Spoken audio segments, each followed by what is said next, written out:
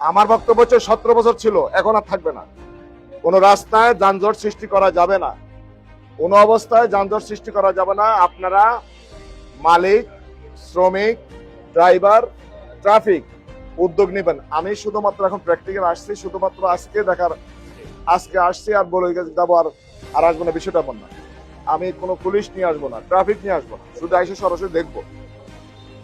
আপনারা জন দুর্ভোগ লাঘব করতে হবে। এখানে কাউন্টার রাখা যাবে না, আপনার বিকল্প জায়গা ব্যবস্থা করবেন।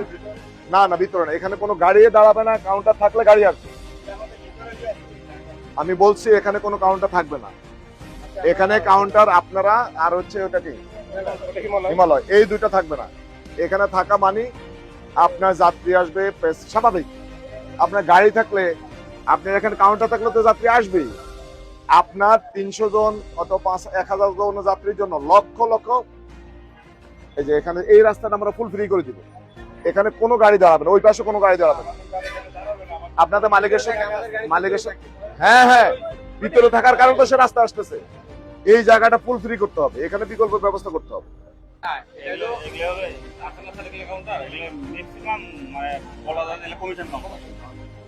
মূল কাউন্টার কোথায়? আচ্ছা শুনুন, এগুলোর নোট নেন। একটা কাউন্টার থাকবে, সব কাউন্টার বন্ধ করে দিতে হবে। প্রতি পরিবহনে একটা কাউন্টার থাকবে, আর অন্য কোনো কাউন্টার থাকবে না। কোনো কমিশন বাণিজ্য হবে না। আপনারা রিপোর্ট দিবেন এবং আমি আপনাদের মাধ্যমে এটা আমি জানবো। এখন তো প্র্যাকটিক্যাল দেখলাম। মূল কাউন্টার কার? শ্যামলী মালিকের 6টা কাউন্টার। শুনেন, এখানে এটা কমিশন কাউন্টার। মালিক কে?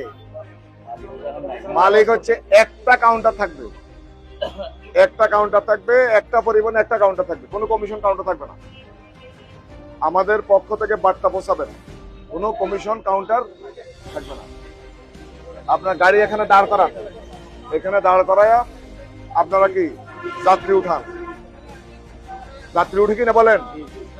আচ্ছা বলেন, এখানে যদি যাত্রী উঠে, এখানে যদি গাড়ি দাঁড়ায় অথবা ওই পাশে দাঁড়ায়, তাহলে এখানে মুভ করবে কিভাবে? এখানে যদি যাত্রী উঠে, তাহলে এখানে গাড়ি মুভ করবে কিভাবে?